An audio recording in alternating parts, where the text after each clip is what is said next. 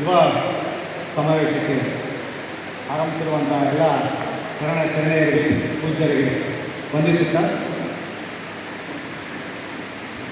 ಬಂಧುಗಳೇ, ಯುವ ಸಮೂಹ ಈ ಒಂದು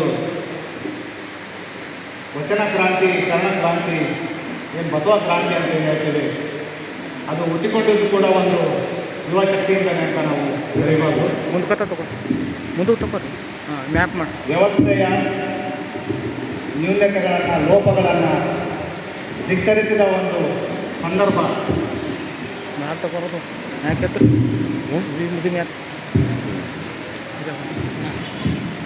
ತಪ್ಪುಗಳನ್ನು ಪ್ರಶ್ನಿಸುವ ಒಂದು ಸನ್ನಿವೇಶ 12ನೇ ಶತಮಾನದ ಒಂದು ದೊಡ್ಡ ಕ್ರಾಂತಿಗೆ ನಾಂದಿ ಹಾಡುತ್ತೆ.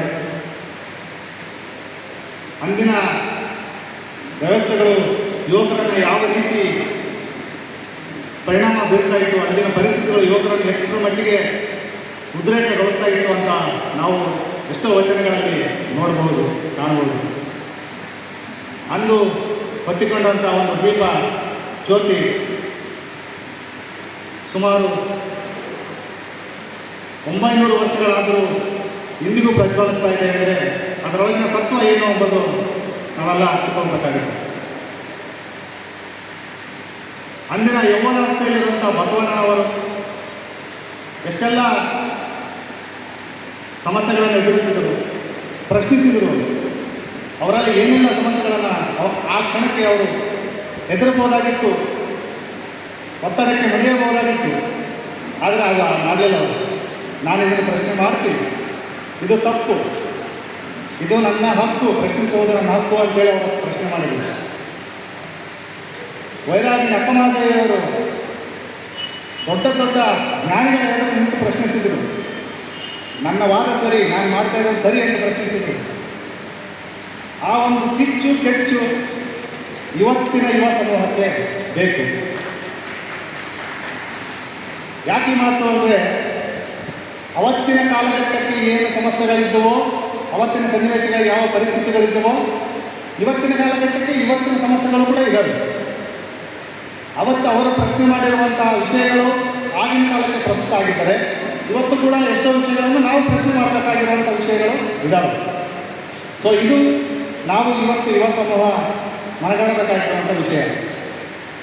ಆದರೆ ಬಂಧುಗಳಿಗೆ ಏನಾಗ್ತಾ ಇದೆ, ಇವತ್ತಿನ ಯುವಕರು ಪೂಜ್ಯರು ಹೇಳಿದಾಗೆ ದಾರಿ ತಪ್ಪುವಂಥ ಅನೇಕ ಸಂದರ್ಭಗಳು ಸುಲಭಕ್ಕೆ ಇದ್ದಾವೆ. ಆದರೆ ಸರಿದಾರಿಗೆ ಹೋಗಬೇಕಾದಂಥ ಆಲೋಚನೆಗಳು ಭಾಳ ಕಡಿಮೆ ಇದ್ದಾವೆ.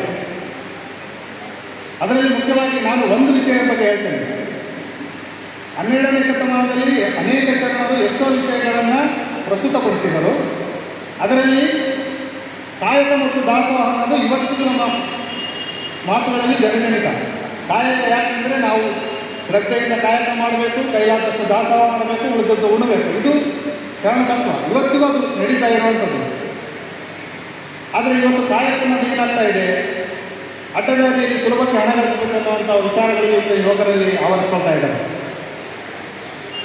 ಎಂಥ ವ್ಯವಸ್ಥೆ ಅಂದರೆ, ಭ್ರಷ್ಟರಿಗೆ ಜೈಲಿಗೆ ಹೋಗಿ ಬಂದವರ ಹಿಂದೆ ಜೈಕರಾಗುವಂಥ ಮನಸ್ಥಿತಿ ಇಂದಿನ ಯುವಕರಲ್ಲಿ ಬಂದಿದೆ. ಇದು ಎಷ್ಟರ ಮಟ್ಟಿಗೆ ಸರಿ? ಸುಲಭದಲ್ಲಿ ಹಣ ಗಳಿಸಬೇಕು, ಇದು ಎಷ್ಟರ ಮಟ್ಟಿಗೆ ಸರಿ? ಪಾಪಿಯ ಹಣ ಪ್ರಾಯಶ್ಚಿತ್ತಕ್ಕಲ್ಲದೆ ಶಿವಪೂಜೆಗೆ ಸಲ್ಲದೆಯ ಸರ್ಕಾರಕ್ಕೆ ಶಿವಪೂಜೆಗೆ ಸರ್ಕಾರಕ್ಕೆ ಸಲ್ಲದಲ್ಲ ಅಂತ ಶರಣರು ಹೇಳಿದ್ದಾರೆ. ಅಂದರೆ ನಾವು ಮಾಡುವಂಥ ಸಂಪಾದನೆ, ನಾವು ಗಳಿಸುವಂಥ ಹಣ ಸನ್ಮಾರ್ಗದಲ್ಲಿರಬೇಕು. ಅದರಲ್ಲಿ ನಮ್ಮ ಕೈಲಾದಷ್ಟು ಸೇವೆಯನ್ನು ಸಮಾಜಕ್ಕೆ ಕೊಡಬೇಕು. ಅದು ಮಾತ್ರ ಶಿವನಿಗೆ ಅಥವಾ ಪೂಜೆಗೆ ಬೆಳೆಯಲಿಕ್ಕೆ ಸಲ್ತದೆ ಅನ್ನೋದು ಒಂದು ವಿಷಯ. ಆದರೆ ಇವತ್ತಿನ ಯುವಕರು ಏನು ಮಾಡ್ತಾ ಇದ್ದಾರೆ, ಅಡ್ಡದಾರಿಯಲ್ಲಿ ಹೋಗಬೇಕು, ಗಳಿಸಬೇಕು,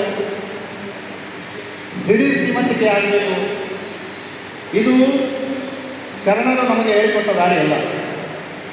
ಕಷ್ಟದಿಂದ, ಶ್ರಮದಿಂದ ದುಡಿಯಬೇಕು, 4 ಜನರಿಗೆ ಒಳ್ಳೆಯ ವಿಚಾರಗಳನ್ನು ಹಂಚಬೇಕು, ಒಳ್ಳೆಯ ಕೆಲಸಗಳನ್ನು ಮಾಡಬೇಕು. ಒಂದು ಕೆಟ್ಟದ್ದು ಮಾಡೋದು, ಒಳ್ಳೆಯದು ಮಾಡಲಿಕ್ಕಾಗಿಲ್ಲ ಪರವಾಗಿಲ್ಲ ಅಂದರೂ ಬೇರೆಯವರು ಕೆಟ್ಟದ್ದು ಮಾಡಬಾರ್ದು. ಇದೇ ನಿಜವಾದ ಮನುಷ್ಯತ್ವ, ಮಾನವೀಯತೆ. ಸೊ ಇವತ್ತಿನ ಕಾಲಘಟ್ಟ ಇಂದು ಜಂಜೀವ ಶುರುವಾಗಿದೆ. ಕಲ್ಯಾಣದಿಂದ ಶುರುವಾದ ಕ್ರಾಂತಿ ಇಡೀ ವಿಶ್ವಾದ್ಯಂತ ಪಸರಿಸಿದೆ. ಬಹುಶಃ ಆಗ ತಂತ್ರಜ್ಞಾನ ಇದ್ದರೆ ಬಹುಶಃ ಆಗಲೇ ಹೋಗುತ್ತಿತ್ತೇನೋ, ಬಟ್ ಆಗಿನ ಕಾಲದ ತಂತ್ರಜ್ಞಾನ ಇಲ್ಲದ ಕಾರಣಕ್ಕೆ ಅದು ವಿಶ್ವಕ್ಕೆ ತಲುಪೋದಕ್ಕೆ ಇಷ್ಟು ಕಾಲ ಬೇಕಾಯಿತು. ಆದರೆ ಇವತ್ತು ಅದನ್ನು ಇನ್ನೂ ಪರಿಣಾಮಕಾರಿಯಾಗಿ ಪರಿಚಯಿಸುವುದು, ಅನುಷ್ಠಾನಗೊಳಿಸುವಂಥ ಕೆಲಸ ಯುವಶಕ್ತಿಯ ಮೇಲಿದೆ. ಎಲ್ಲೋ ವಿದೇಶದಲ್ಲಿರುವಂಥ ವ್ಯಕ್ತಿಗಳು ನಮ್ಮಲ್ಲಿರುವಂಥ ವಿಚಾರಗಳನ್ನು ಅಲ್ಲಿನ ಜನರಿಗೆ ತಿಳಿಸುವಂಥ ಕೆಲಸ ಮಾಡಬೇಕಾಗಿರೋದು ನಮ್ಮೆಲ್ಲರ ಮೇಲಿರುವಂಥದ್ದು. ಮತ್ತೊಂದು ವಿಚಾರ, ಒಂದು ಸಿದ್ಧಾಂತವಾಗಿಯೇ ನಾವು ಅನುಷ್ಠಾನ ಮಾಡಬೇಕು. ಅದನ್ನು ಯಾವುದೋ ಶಕ್ತಿಗಳಿಗೆ ವಿರೋಧಿಸಲಿಕ್ಕಾಗಿ ನಾವು ಬಳಸುವಂಥ ಕೆಲಸ ಆಗಬಾರದು.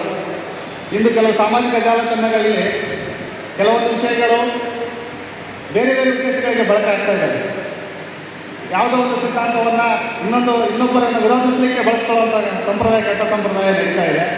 ಯಾವುದೇ ಕಾರಣಕ್ಕೂ ಹಿರಿಯರು ದೂರಾಲೋಚನೆ ಮಾಡಿ ಎಷ್ಟೋ ಶಕ್ತಿ ವಿನಿಯೋಗಿಸಿ ಹಗಲಿರುಳು ಕಷ್ಟಪಟ್ಟು ಮಾಡಿರುವಂಥ ಜ್ಞಾನ ಸಂಪಾದನೆಯನ್ನು ಸದ್ವಿನಿಯೋಗ ಮಾಡುವಂಥ ಕೆಲಸ ಯುವಶಕ್ತಿ ಮಾಡಬೇಕು. ಅದು ಆಗಬೇಕು ಅಂದರೆ ಮೊದಲನೆಯದಾಗಿ ಯುವಶಕ್ತಿ ಶರಣರ ವಿಚಾರಗಳನ್ನು ಅರಿಯುವಂಥ ಕೆಲಸ ಆಗ್ತದೆ. ಶರಣರು ಯಾವ ವಿಷಯವನ್ನು ಯಾವ ಕಾರಣಕ್ಕೆ ಹೇಳಿದ್ದಾರೆ ಎನ್ನುವುದನ್ನು ವಿಸ್ತೃತವಾಗಿ ಅರಿತು ಅದನ್ನು ಬೇರೆಯವರಿಗೆ ತಿಳಿ ಹೇಳುವಂಥ ಕೆಲಸ ಇಂದಿನ ಯುವಶಕ್ತಿಯಿಂದ ಆಗಬೇಕು. ಇದು ಆಗಲಿಕ್ಕೆ ಒಬ್ಬರಿಬ್ಬರಿಂದ ಅಂತಲ್ಲ, ಎಲ್ಲರೊಂದಿಗೆ ಕೈ ಜೋಡಿಸಬೇಕು. ಪ್ರತಿಯೊಬ್ಬರೂ ಕೂಡ ಶರಣ ಸಂಪ್ರದಾಯ, ಶರಣ ತತ್ವವನ್ನು ಪಾಲಿಸುವ ನಿಟ್ಟಿನಲ್ಲಿ, ವಿಚಾರಗಳನ್ನು ಗ್ರಹಿಸುವ ನಿಟ್ಟಿನಲ್ಲಿ ಕೆಲಸ ಮಾಡಬೇಕಾದ ಅನಿವಾರ್ಯತೆ ಇದು ಆಗಿದೆ ಅಂತ ನಾನು ಅಭಿಪ್ರಾಯ ಪಡ್ತೇನೆ. ಸ್ನೇಹಿತರು ಹೇಳಿದ್ರು, ಭಾಳ ಜನ ಮಾತಾಡಿದ್ದಾರೆ. ಈ ಒಂದು ವೇದಿಕೆ ನನಗೆ ನೀಡಿ ಒಂದೆರಡು ಅನಿಸಿಕೆಗಳನ್ನು ಹೇಳೋದಕ್ಕೆ ಅವಕಾಶ ಮಾಡಿಕೊಟ್ಟ ರಾಷ್ಟ್ರೀಯ ಬಸವಧರ್ಮ ಸಮಿತಿಯವರಿಗೆ, ಎಲ್ಲ ಗಣ್ಯಮಾನ್ಯರಿಗೂ, ಶರಣ ಶರಣರಿಗೂ ತುಂಬ ಹೃದಯದ ಧನ್ಯವಾದಗಳು.